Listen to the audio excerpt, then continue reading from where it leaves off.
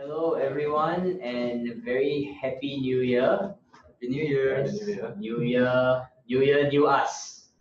Yeah. We'll do a mic check quickly. Can the people behind hear us? Everything good? Okay, solid. All right. So yes, in keeping with New Year, new me, we are going to do this a bit differently for this AMA and the rest that are coming. We are going to focus a little bit less on answering questions. Of course, whole EV and the forums are always open, and we will be there answering your questions, as you post them. So please feel free to post your questions to, our AISG forums, our Facebook groups, or even whole EV. We will be there answering all your questions. But in the meantime, we wanted to switch this AMA session to feature more what we call guest speakers. Right? We want to bring in people who have a special perspective or some special experience, and ask them questions, right, about how they deal with data science in their work life, and like what kind of insights they have in it. And hopefully this is a bit more sort of valuable for you guys, right? Coming during your lunch hour and whatnot. Okay, so with me here today, I have Lik Yen and Daniel. They are both doctorate students, right, PhD candidates, and they both did their PhDs in the environmental engineering faculty at NUS. So I will keep our audience in suspense. I won't introduce you much beyond that, and I'll let you guys describe it more later on. But I think let's get through the statistics part of our session today, right? Of course, as we all know, last week was our data camp portion where we did statistics 1, statistics 2. There was quite a bit to chew through over there. And what we wanted to do today was we wanted to bring you a couple of PhDs, right, who are arguably the best people when it comes to speaking about statistics. And we'll just ask them from first a very high sort of bird's eye view, how they think about statistics, right? So let's just set the ground.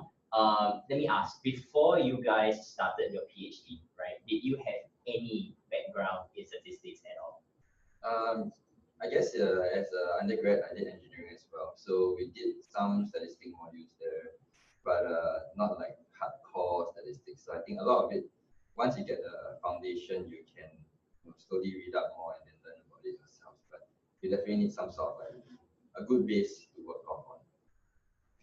So similarly, I also did my undergraduate in engineering itself. So it's mainly civil environmental engineering statistics. So we deal with more written frequencies of events and how to assess likelihoods of maybe earthquake occurring or flooding that's occurring. So it's more of statistics with a use case. And I think by doing that, you actually get to understand the statistics better, and then you learn how to apply it in one scenario first. Then from there on, you can branch off to do it in other domains that you want to try it. So basically, that was how it started. It's just starting with very basic statistics. And then when I went on to my PhD, it's like, okay, it's another field. So how do I bring or transfer some of my statistic knowledge from my undergraduate to the graduate student? So when you joined your PhD program, like, did they expect you to come in already, with like very solid grounding, or was it something that you picked up on the job? Was a solid grounding even like useful, right? Or when you started to deal with like the data that was in your field of study, like did you find that you had to do special things, in statistics land to get around that? Oh yeah, definitely. I think when you do like higher, like a postgraduate degree, there's always this element of self-study. So like, just because I did a master's in, so for example, if you do like a master's in computing, they may not expect you to have a bachelor's in computing. So everything before that, their assumption is that, okay, now you're doing a master's, you have to catch up on everything in a bachelor's. I'll give you maybe 1 or 2 classes on the general idea, but everything else you have to read up on yourself. So I think this like ability to self-research and self-study is something important in postgraduate studies. I think to add on to the points that I think when you do any postgraduate course, it's assumed to be a clean slate, I guess. The skills that you learn from your undergraduate is mainly your critical thinking. How are you able to process data? So with these kind of skills, the softer skills that you pick up, then from there you try to use these skills to acquire more hard skills in your postgraduate level itself. So just taking the idea of statistics on its own is, for example, if we learn things like correlation analysis, that we learn since secondary school, right? But then from there, you understand, okay, how do I apply it in different domains? How do I move on in my own area of research? How can I use some of these smaller skills to help me? And you'll be surprised that just by doing that, you can actually gain a lot of information. Okay, so you mentioned that you guys had sort of pick it up sort of when you first came in. So during that process, did you find that there is a most foundational thing that acted as the one thing that all other statistical theories kind of was built on for you guys, right? Was it some theory bit? Did it come only to you in plotting? Looking at shapes? Was it probabilities? Was it something like that, like a feature in your learning? I think you can usually split it into a couple of approaches. So even if you go to any like statistic course, right, the first thing they do is like first they tell you like how to calculate probability, what is probability, all the basic like union, sum, green ball, red ball in a bag, you want to try to pick things out. And then that's usually the very first step. Then in the next phase, they always go over and talk about distributions. So you have your Gaussian distribution, it's like 5 others that I can't remember off the top of my head. But there's like a whole bunch of distributions that they teach you, which is also like the second like main part of it. So usually they would go these two like main routes, and then everything would be a combination of one or the other. And I agree to that point. I think I just want to add, like after probability, just before statistics, they do the mean distribution. They teach just very simple stuff, how to calculate mean, median, interquartile range. So then from there it leads on to how your distribution actually looks like. So again, just simple statistics, mean, average, mode, frequency. They're actually very important in a lot of fields.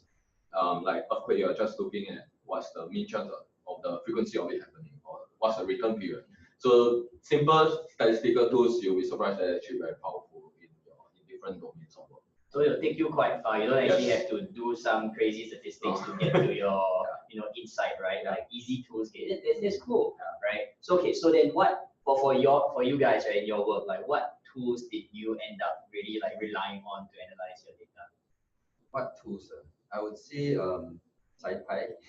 If you're talking about like actual Python stuff, it's just a lot of I do most of my analysis just in Python, and then they have a lot of packages to help you look at data.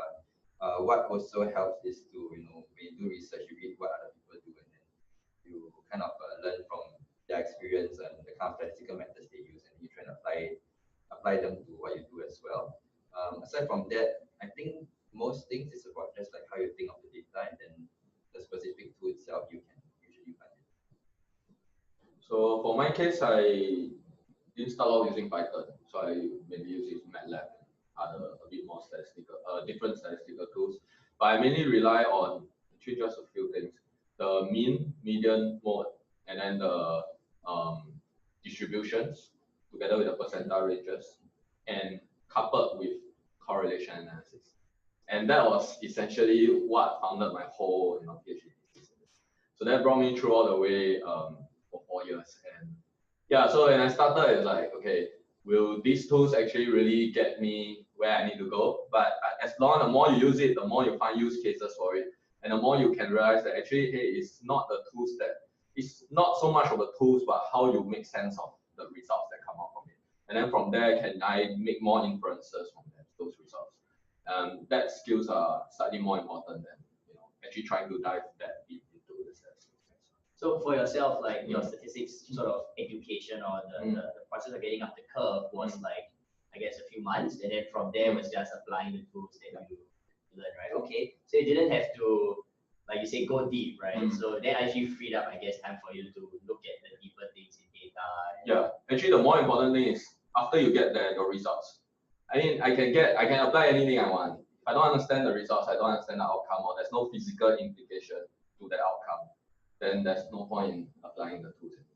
So you need to spend a lot more time in trying to understand and dive deeper into the outcomes. Like, what does the outcome mean, and does it really physically happen? Because in a lot of programming or a lot of statistics, we can do a lot of relationships that we want to find.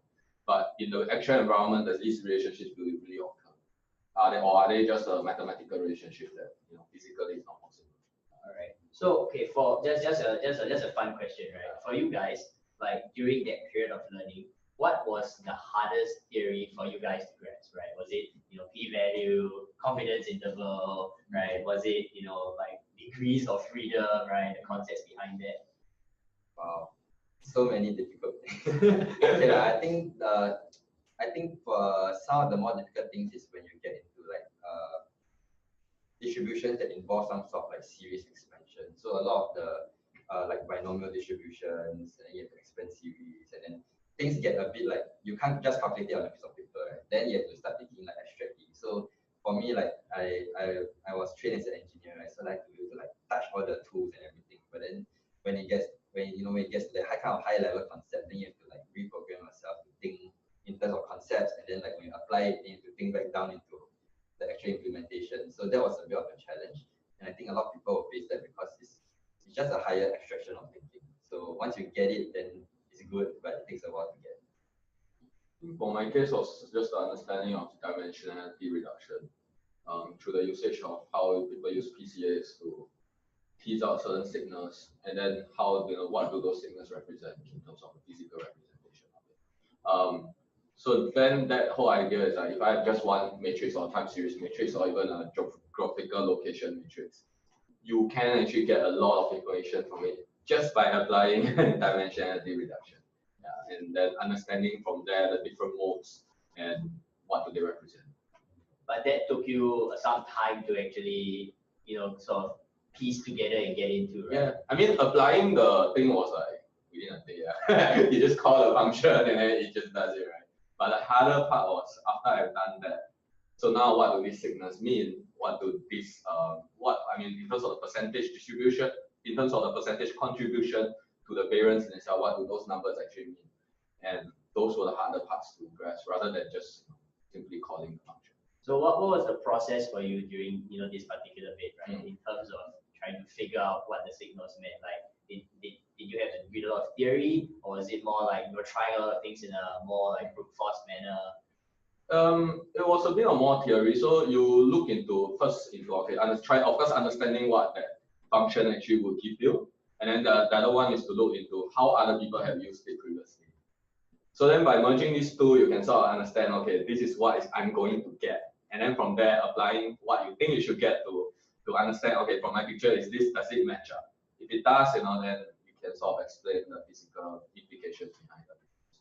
Sure. Okay. So, and speaking of this, like, did you guys over the course of these few years in your PhD, do you develop a kind of stats pipeline where like you start with, okay, data comes in, I'm gonna do A, B, C, D, E, right? And then after this is done, I kind of expect to have these core stats about my stats, right? Is there something that you guys sort of made for yourself during the course of your studies?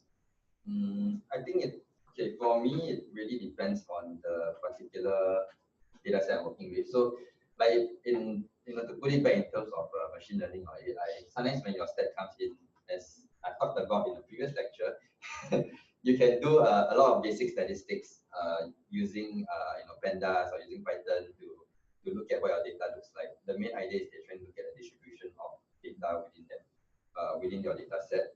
To me, that is sort of like the standard pipeline sort of things. Where it gets interesting is after you get your results, and then you're trying to say, oh, is this result significant or not?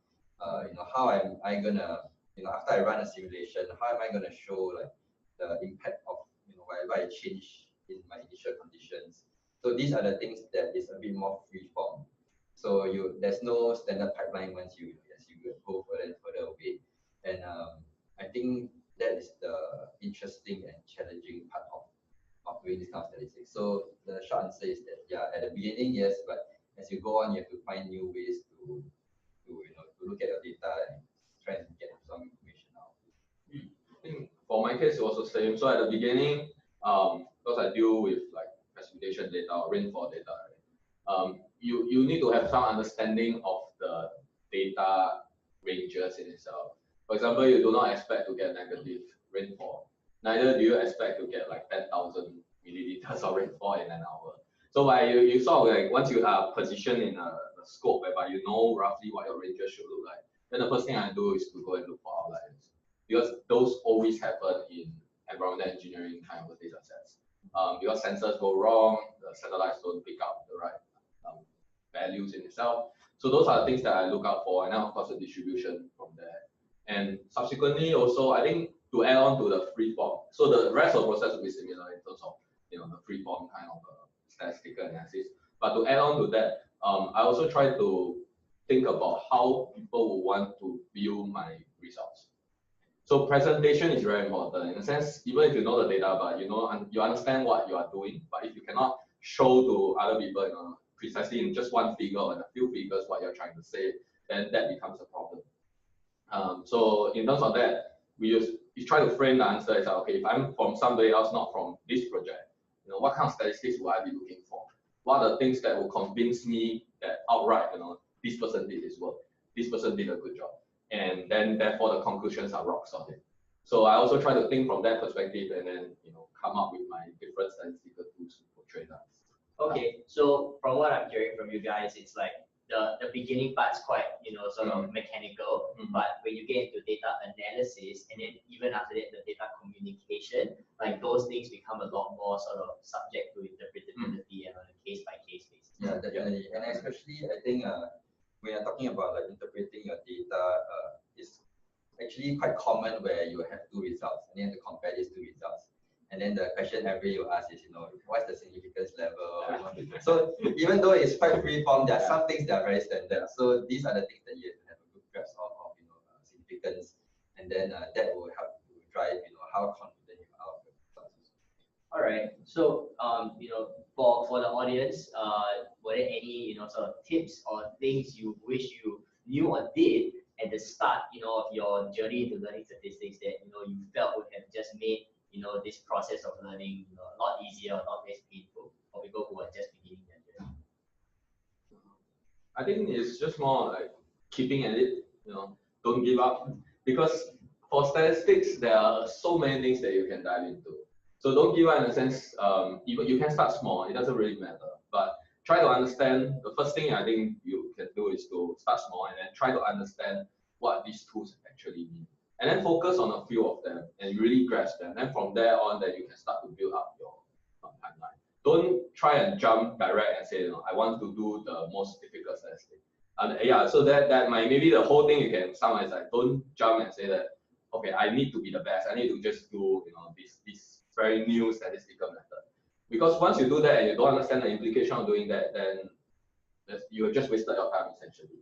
So you can always start small and then just keep building up and then don't give up. Always don't give up. That's, I guess, the main one. Don't give up. Try everything. Try everything. Keep doing. Keep doing it. But in a way, because a lot of people just say, if I want to say, I have to have the newest kind of a new thing or new map or a new plot. Sometimes you don't really need that. Very old simple tools can do a lot of things that you achieve. Okay. That being said, like I think most of statistical methods will actually have been invented for about 50 years. So like new stuff always builds up old stuff. With what you know in textbooks, usually they can cover most of the main ground. It's not like basic statistical analysis is not a cutting edge. It's not like a cutting edge field. So it also helps if you have a good overview of like what are the typical types of methods, that kind of thing. That's where it's good to follow a course, for example, or read a textbook. Then at least you know what you don't know. Because I think that's the trend. After you calculate the minimum median, then you don't know what do I do now. Right? So it's a good idea to read up a bit as you go along, and then you can kind of progress. I guess in a way, like knowledge is you should never limit yourself. Right? Yeah. If you learn something already, you should go and try to learn another tool and try to learn another tool. But you shouldn't like say, okay, I know half of this, I don't really know that well. Okay, then never mind, I just go on to the next tool. Then that's something that you end up with an idea whereby now I have so many tools, and I also don't really know which one to apply. So then that becomes a problem. Yeah, and so speaking of courses and textbooks, right? I think everybody kind of knows that sort of where most roads point to is this book called ISLR, right? The statistical learning in R. what do you think about the book? I personally felt that this book from a person who hadn't done stats for a long time, it was still difficult to get into, although most people describe it as being one of the easier texts. During your studies, have you come across texts that are even easier than that, or do you think that like if you go any sort of like easier, it will be too abstract, right, or too simplified for you to actually grasp what's going on behind the scenes of the math there? Actually, I use a lot of YouTube to try and help me. I don't know if that's a thing. Like there are certain things because there's a way some people actually are able to just draw out on a piece of paper, or even simply try and explain to you in like 5 to 10 minutes. While that may be a bit too abstract to actually use it, but that gives you an inroad to the tool. And from there, after you understand at least the basic, then you can go down to look for. I think there are some Medium posts as well that actually who just specializes on certain one specific statistic too, and I think that should be enough for you to use it. But of course, if you want to derive it or you want to do other more fanciful stuff with it, then definitely textbooks the next way to go. But of course, but then you need to have very good grounding in math as well to understand some of them. Yeah, I think in terms of, I mean, I don't use R, so have to do stats in R. I work mostly with Python, but for me, I think like a good grounding would be, say, if you find like, a lot of places like Stanford, MIT, they have their undergrad courses available online. So you can just go to one of their math, or more likely engineering course, and then look at their stats module. So the trick is that because it's an engineering course, they will only teach you the stats that you need to perform your analysis. So if you go to go to math and then to the stats department, take the undergrad stats course, they'll teach you everything under the sun. So if you want to try and streamline a bit, go to something that uses stats but is not entirely stats, and then use their curriculum to find out. So I guess if you find like a medium author that writes stats for machine learning, like that's the gold mine, right? And I think also to add on to that is, let's say you really want to streamline it even further, then think about what you want to use it for. For example, I'm trying to find, like, say, a relationship between two time series analysis. Then maybe correlation would be a good thing. Then you can go from there and then go down, that path. So if, for example, so that in a way you sort of like craft where you want, what you want, and then you go back and just to fit in, fill in the blank. So that will be also another way to streamline your process. Okay, well, so that's all I sort of have of high-level statistical discussion. If you have any further questions, please feel free to post them directly to the chat now, or if you haven't really finished thinking about it yet, feel free to post them in the forums. On Poll EV, we'll get back to you, and everyone will get to see sort of the question and the answer. So contributing to the community is something that we also want to encourage right now. So okay, I'm going to move on to part 2. Now I want to talk more about you guys and less about statistics, right? So yeah, I'm sure everyone's very curious, right? So what exactly did you guys do for your PhD thesis? Okay. My PhD work was mostly in climate simulation. So basically, I imagine hypothetical scenarios, and then I see and then I write climate models to see what will happen. So what I did was that I tried to look for impacts of pollution. So basically, smoke, from like burning fossil fuels, that kind of stuff, and I try and see how it affects rainfall and stream flow. So more specifically, I look at Southeast Asia because of here, and then I look at the Mekong River and try to see how changes in pollution 100 years ago might cause changes in stream flow or rainfall today. So it's over like a super long time span. And that was the main thing I did, and also like to look at it at very high resolution. So most when you run global simulations, right? They cut the Earth into grids, so it's like maybe 1 degree or 2 degrees. But I try and look at things at a few hundred meters. So that's when you can get like really high resolution data, and that's where a lot of stats come in. Because with a lot of high resolution data, you get a lot of noise, and then you have to try and account for noise, see if there's a change from that. So yeah, in a nutshell, that's what I'm talking about. And mine was quite similar. So I also ran simulations to look at the impact of pollution on precipitation, but I did not do it on a global scale. I focused on the Southeast Asia domain, and also I narrowed the pollution specifically to our frequently occurring smog haze. that we usually have, in particular the small haze period of 2015, which was the most the strongest impact, smoke haze in Southeast Asia itself. But to add on to that front, I also did observational studies, which use satellite data, ground-based stations. So more on the statistic part were on the observational analysis, and it was mainly because trying to tease out relationships in a time series and also geographical setting, right? So I mainly use correlation analysis, mean, median, mode, those kind of very simple basic statistics to understand how the changes, what are the changes that were occurring within the Southeast Asia domain. Okay, so it sounds like you worked with what you call very high resolution data. Yours what had to do with satellite images, which were pictorial data, right? Where did this data come from? Did you have to collect them yourself? Was it a store somewhere? Was it difficult to get, or were you drowning in data?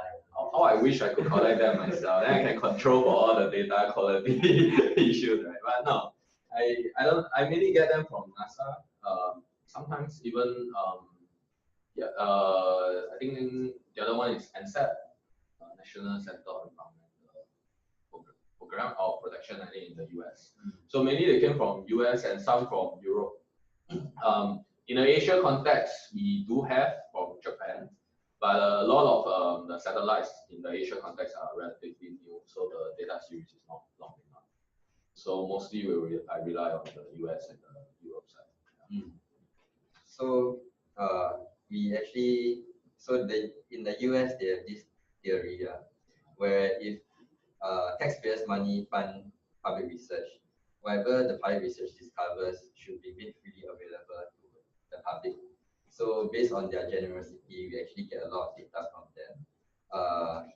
Things like satellite imagery, things like models, things like the past data that we use to generate these models. So a lot of this is usually found, can just be found online.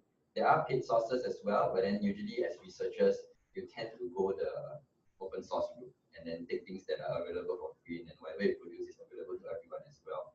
So I would say that in a sense we were drowning with data, but because this data comes from so many different sources, there's also a bit of difficulty in interpreting, because they would do their processing on the data as well, and then when we download it, we need to figure out, we need to match out, okay, what did they do?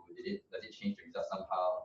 And then every once in a while, because you're depending on other people, if government shut down, then there's no data coming in, then what are you gonna do about that?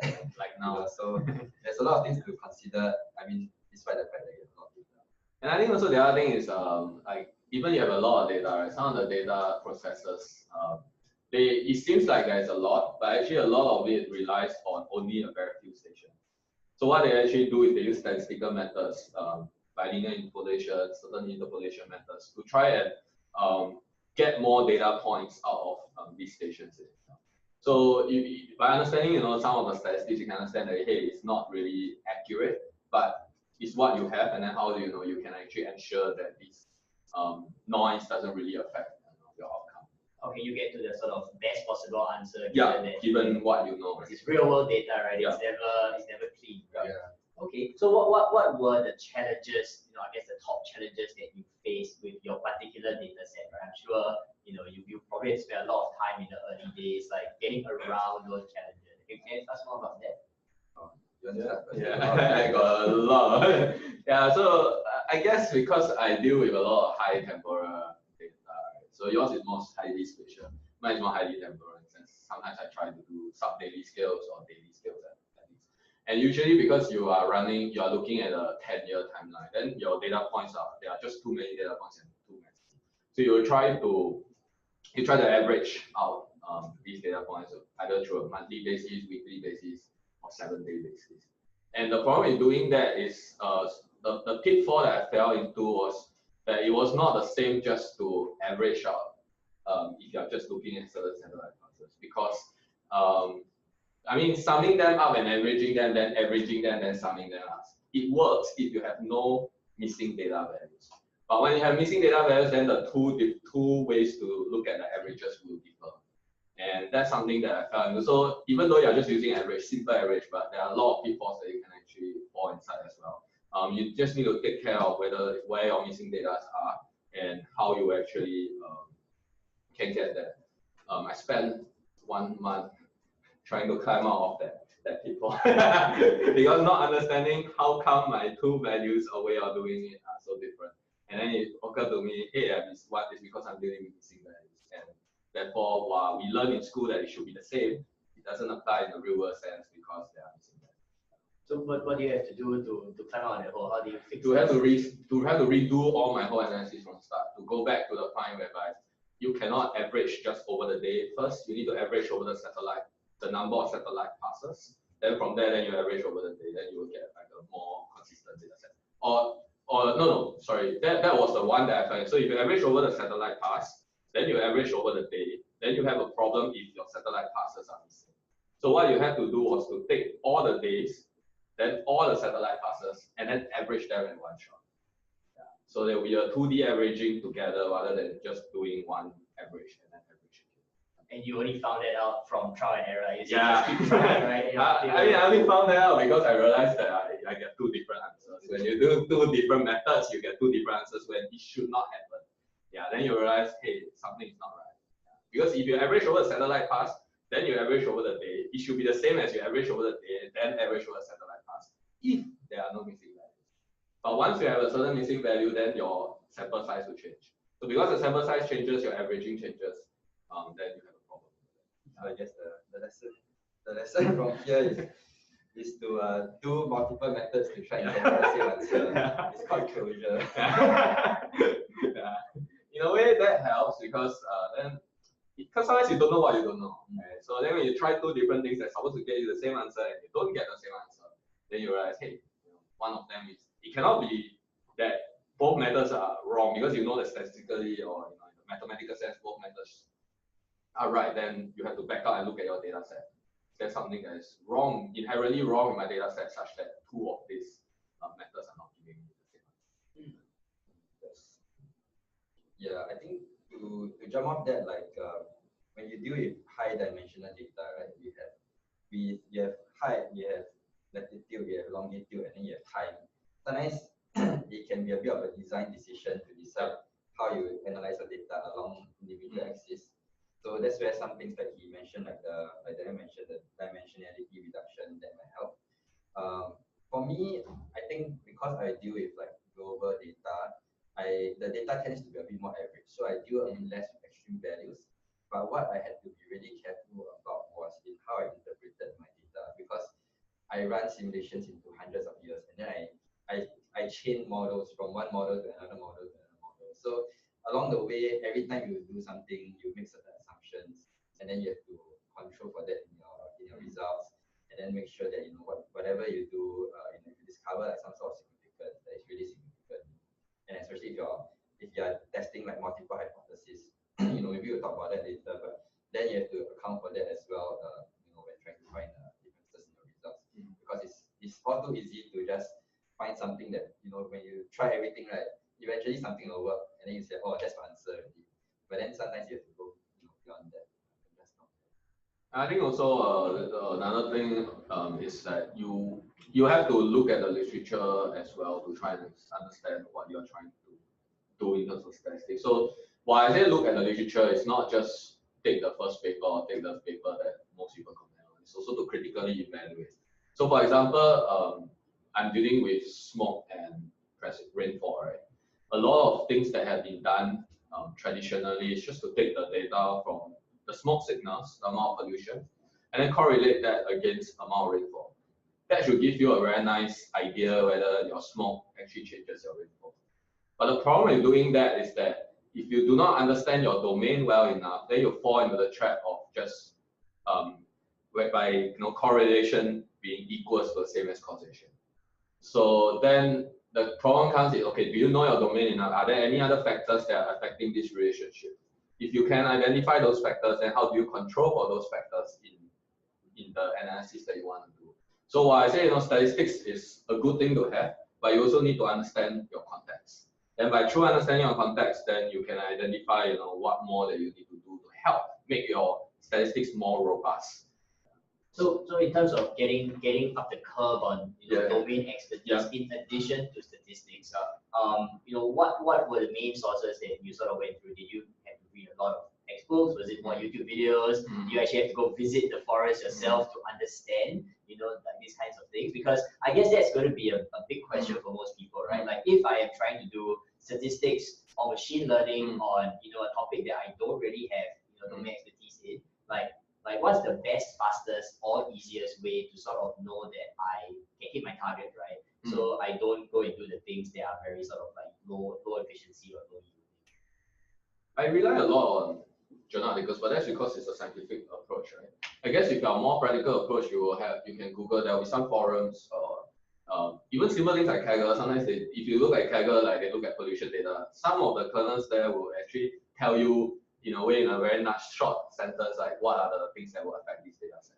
So you may not understand inherently the full thing, like why this will affect this data set, but as long as you know that there is an external factor, you can start to look more into it, and that gives you some head start as well, right? But of course, you are doing the more scientific approach, like the academic approach, then you can go for straight away to the journal articles, look at what other people have done, spend a few weeks trying to process and critique each different method, and try to really understand from top to bottom, what are the limitations in the method that you plug in your. Then I say you start to apply your own critical thinking. So so mainly journal articles and forum posts, I would guess that will help. I guess textbooks as well if you have access to them. I think in general, like science works on weight of evidence. Yeah. So it's not possible to like analytically, like mathematically prove every scientific principle. You just have to look for evidence. That's why they call it like the theory of evolution, the theory of gravity. It's technically still a theory, even though we have so much evidence to back it up that we can think of it as a law of nature. But so like in a way, like the best way to find out if something really works is to try many approaches to get it, and then you find that everybody gets the same result. Then okay, this is probably the right answer. So usually that's why like the scientific community is important, because like as a individual scientist or individual researcher, you try one or two methods, it works, then you're happy, then you try and move on to other stuff.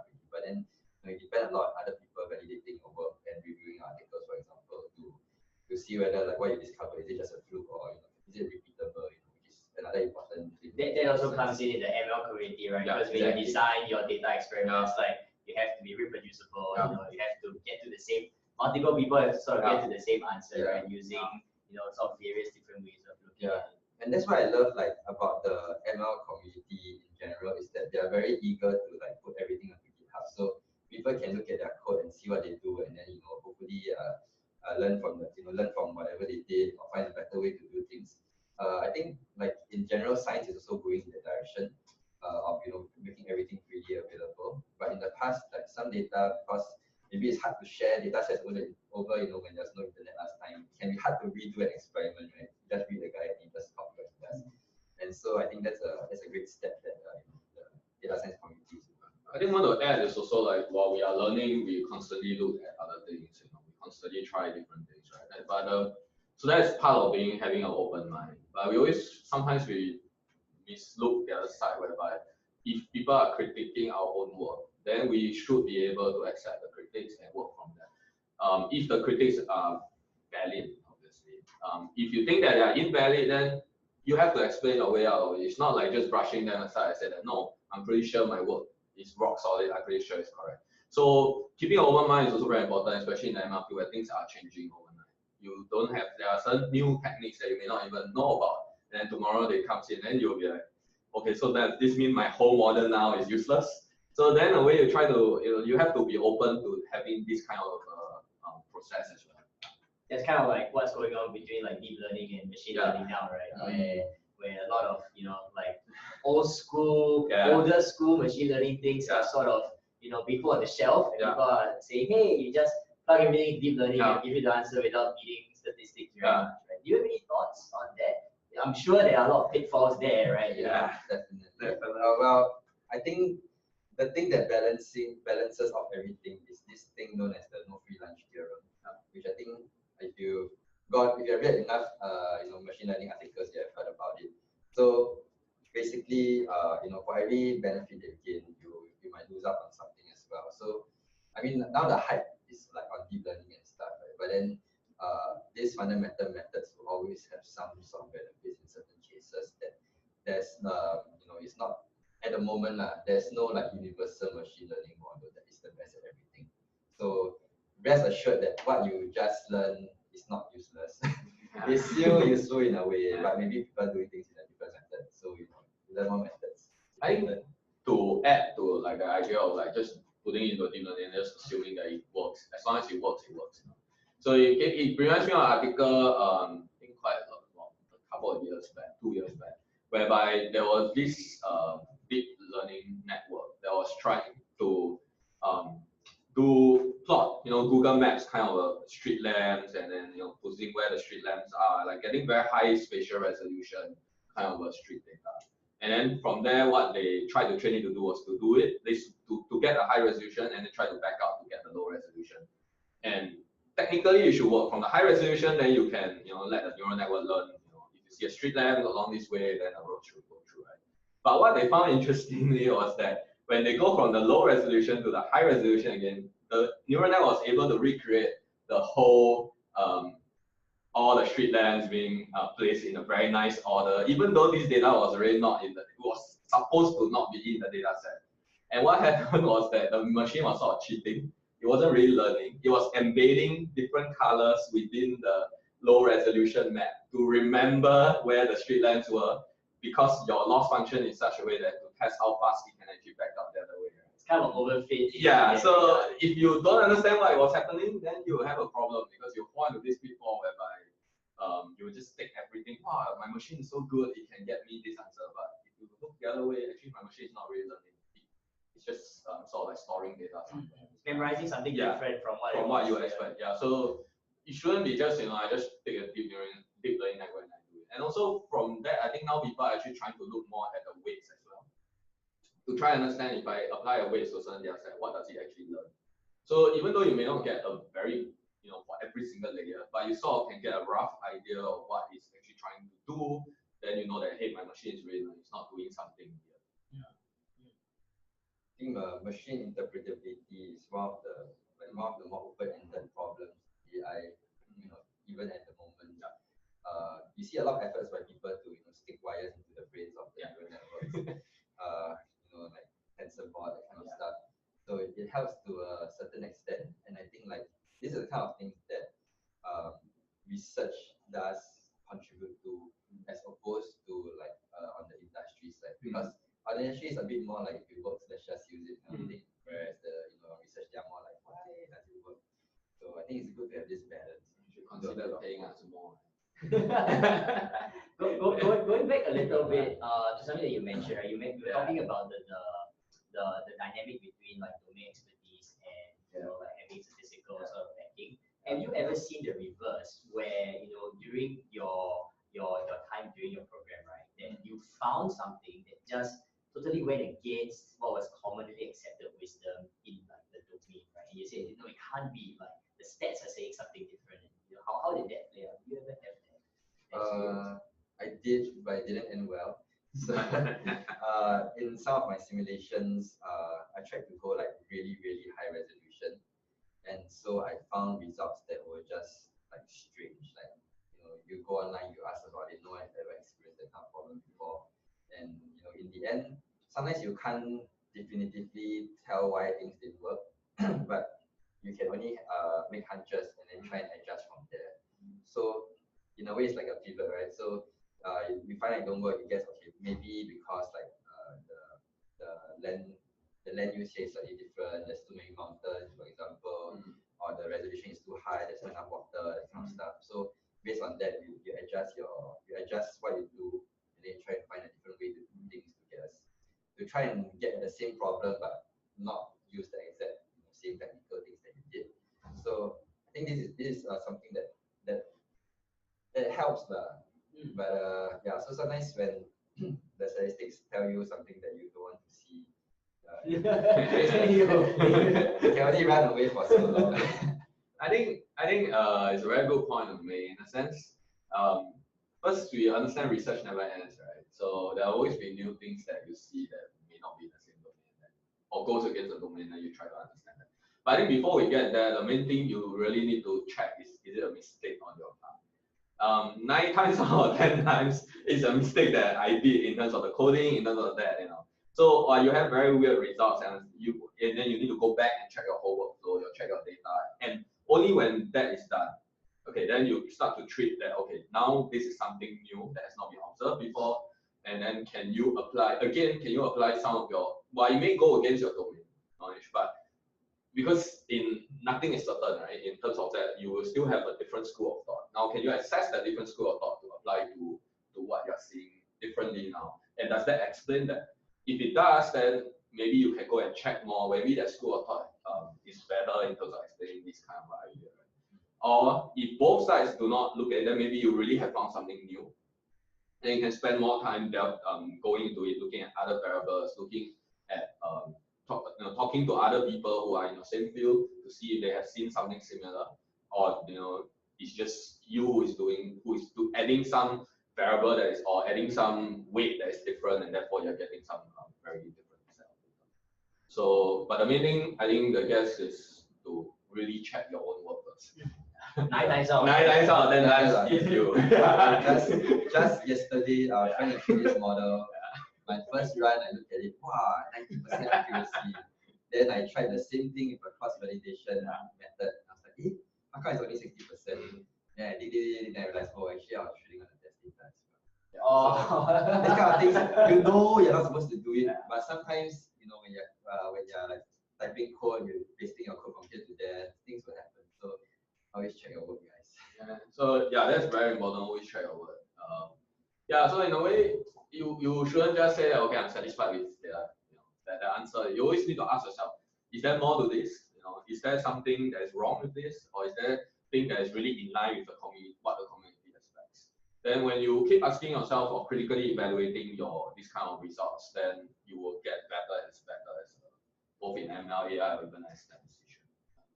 All right, so we are coming close to the end of our 1 hour session. As a last topic, I want to ask about something that we brought up a little bit earlier in our discussion. We talked about gathering the data, analyzing the data, and then communicating the data.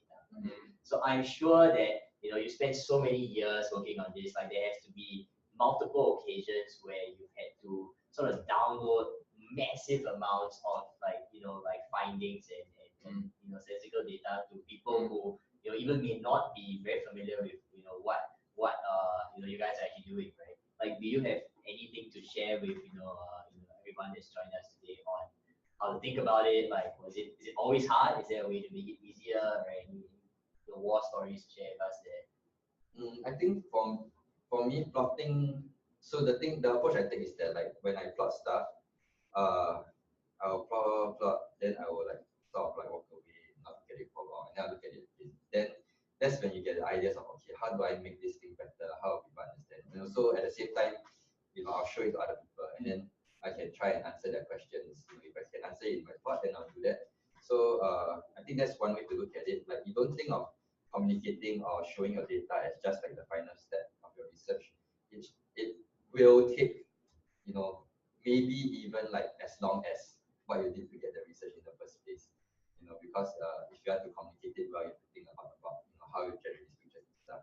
And also when you're doing this kind of things, it's tempting to try a lot of strategies, and then see which one gives you significant results, and then you just show people those significant results without telling them oh, actually I feel 10 of my other hypotheses failed. So this is something known as a false discovery rate, or p hacking.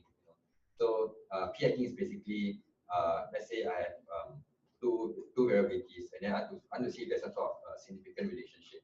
So I'll test every single feature. And then now in the past, maybe it's not that big a problem, but now in machine learning you have 1,000 features. So if I say my p-value is 5%, it means there's a 1 in 20 chance that this result is coincidental. And that means that if I test 1,000 things, what is with 5% of 1,000 is 50. I have 50 significant results that might not be significant at all. So this is a pitfall that some people knowingly or unknowingly they'll point to, and there are ways to go about correcting it, like Bonferroni correction, Benjaminian and Hubert's false discovery rate corrections. And so that's why you have to do this kind of thing, especially if you work with spatial data. Because a lot of people like to say, oh, if there's like hatches in the image, it means it's significant there. But then every grid is one hypothesis. You are doing across your entire map, so you need to correct for this as well. And so I think this is something that that you learn as you go along, and you find out, okay, you need to be responsible for your data. I think plotting and showing plots actually make more sense to people who are looking at it rather than just showing numbers and stuff. So for example, like what we do in terms of environmental side, we can always plot the spatial maps. I don't know if you can pull up. Yeah. There was a link I think on the computer. Can we can just quickly show, and then like I just show some examples of some of the plots that we use, so that will be easy for people to see. I need to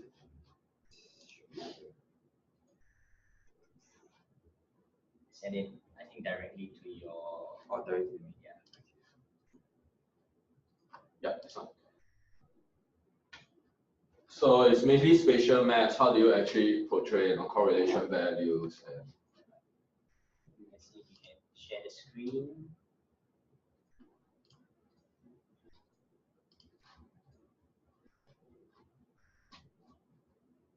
can you see the screen?